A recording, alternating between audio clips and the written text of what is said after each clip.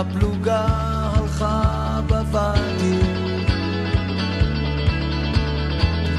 תרשום בספר דף, דובר במלחמות, תרשום פצועים שרועדים, וזה נורמלי.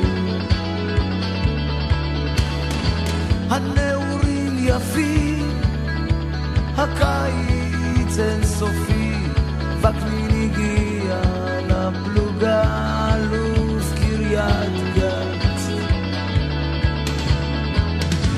שרף צריפים, ברח לבית גוברין, המשטרה בעקבותיו, רק פה נרגע קצת.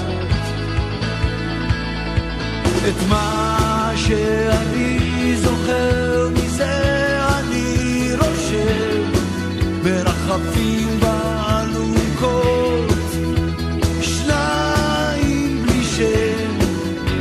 בזמן האחרון אצלי תמונות חוזרות משם, בזיכרון המעומעם שלי היום